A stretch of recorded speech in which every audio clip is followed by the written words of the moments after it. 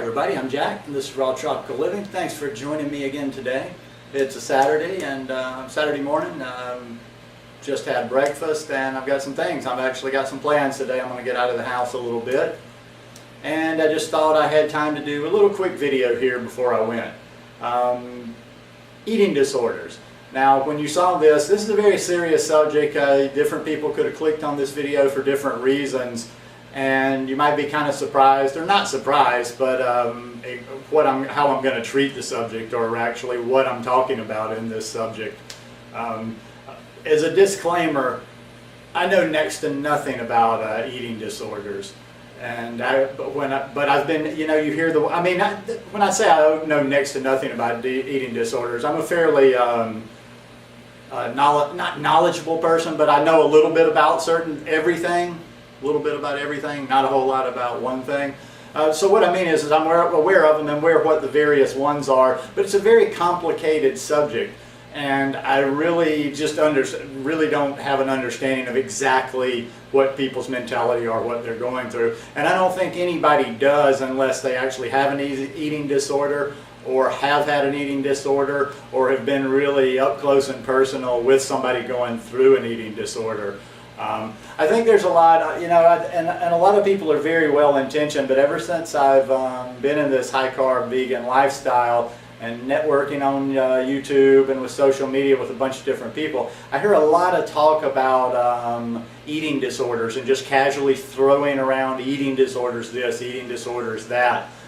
And I just think it's really, okay, from what little I do know about eating disorders, I know it's a very serious condition and it can be a life-threatening condition. It's very complicated. There's a lot of complicated psychology going on, and I think it's just something that's a little too dangerous and a little too complicated to be trying to solve in pop psychology on YouTube, or in a Facebook group, or in a forum somewhere amongst every Tom, Dick, and Harry that just that wants to respond out there. There's so many people, and people level accusations at each other. I'm sure you're all aware of this one, like Freely gets that all the time, and this isn't to start any pro-Freely or anti-Freely talk going on. I'm just saying that I've even heard people as recently as within the last week saying Freely has an eating disorder. Well, if Freely has an eating disorder, I'll take an eating disorder, because if you've ever been around gyms, or you've been around people that work out, do anything physical whatsoever, you can look at the quality of muscle on Freely's body. You can look at her abs, you can look at her legs. Yeah, she's got thin arms, but she doesn't have these little anorexic just twigs. But she's very lean. Anyway, that's not to get any controversy started over Freely. I'd just say absolutely wrong that she has a eating disorder. And people like to throw that label out on other people. Oh, this person has an eating disorder because they're skinny or whatever. Well, it's not even so much that it's going to it's not going to necessarily hurt the person that doesn't necessarily have an eating disorder. But I think what it can do is it can confuse people. I think it can especially confuse young girls who don't know that much about it, who might have some of these symptoms of eating disorders, and it just gives them a wrong picture of what eating disorders actually are. And having any misinformation out there, I just see potentially harming people that actually have these conditions. Since I knew so little about eating disorders, I thought I looked up, I went on Google, checked out a couple of articles, and I just found one that's like, there's nothing earth-shaking. Here's just some general talk about eating disorders.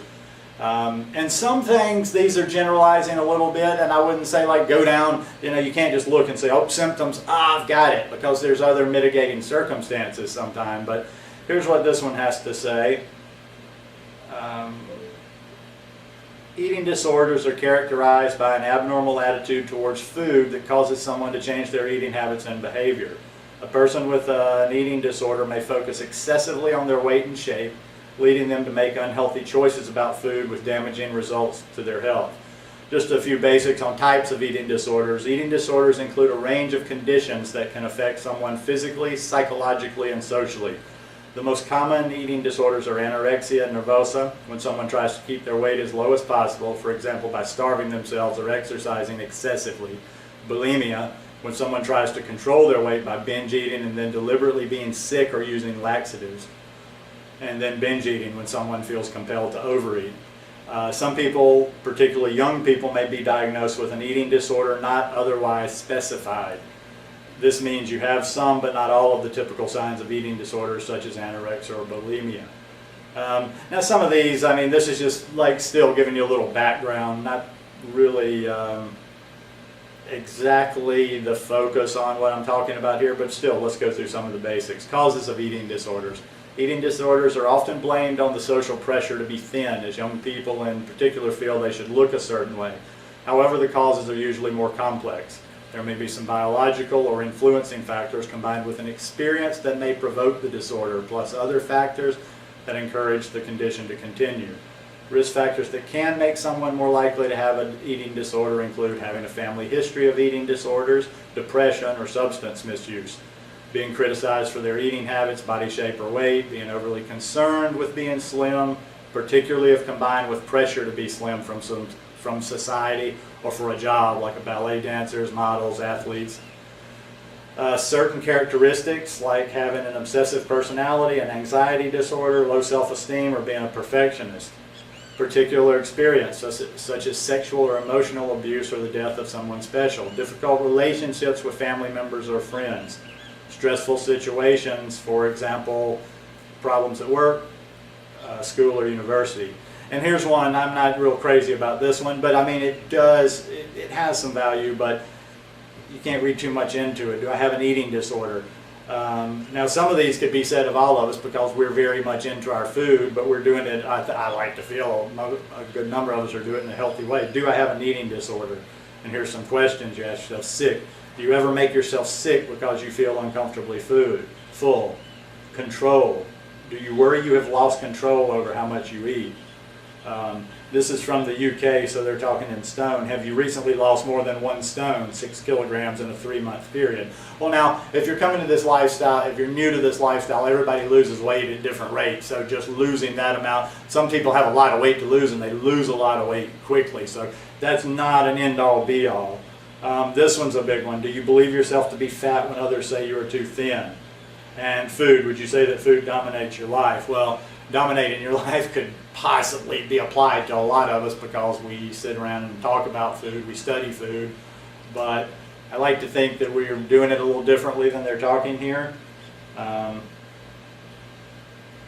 yeah, just a few more things. Who is affected by eating disorders? Around 1 in 250 women and 1 in 2,000 men will experience anorexia nervosa at some point. And this usually develops around the age of 16 or 17. And it just talks of treating eating disorders. And sometimes that's where I think we make everything is like, okay, it's just about eating a certain diet and having this mentality and you know, making sure we eat plenty of food. But I think there's a lot of psychology going on with this. And it even speaks about here, you know, when treating eating disorders, it says using self-help manuals and books, possibly under guidance from a therapist or other healthcare professional. Cognitive behavioral therapy, therapy that focuses on changing how someone thinks about a situation, which in turn affect how they act. Interpersonal psychotherapy, talking therapy that focuses on relationship-based issues. Dietary counseling, psychodynamic therapy, family therapy, and then they list medication, where I don't really see that unless I guess there's severe. I never say, you know, I don't know enough about that to say no, never, but I guess there could be severe enough reasons at some point. But anyhow, this is all I really want to go with here. I'm actually wanting to talk to the people that might possibly have an eating disorder, and or those that may think they have an eating disorder. While this is a great place to network with people, and I think there's a lot of value in people talking about it on social media and possibly even in YouTube videos. But you know, try to interact if you're looking to some of this information online. Look to people, you know, that have dealt with this problem, that have effectively treated this problem. Look to people that have some sort of experience in treating this problem. I'm not necessarily saying they have to have the big badge of being an MD or some sort of a doctor, but you do want somebody that has a little knowledge of this and a little bit of experience in treating it, and even educating yourself about it. All I'm saying is I think the word eating disorder, ED, is just being casually tossed around too much online, and I think it's a very serious condition that that deserves to be treated with a little bit more kid gloves than just casually throwing it out there all the time. Oh, this person's got an eating disorder. Oh no, this person's got an eating disorder. This promotes an eating disorder this, eating disorder that. All I'm going to say is, to finish off, let's be careful when we're talking about certain subjects, because some of these subjects are life or death. I've seen photos, and I've seen I've just seen.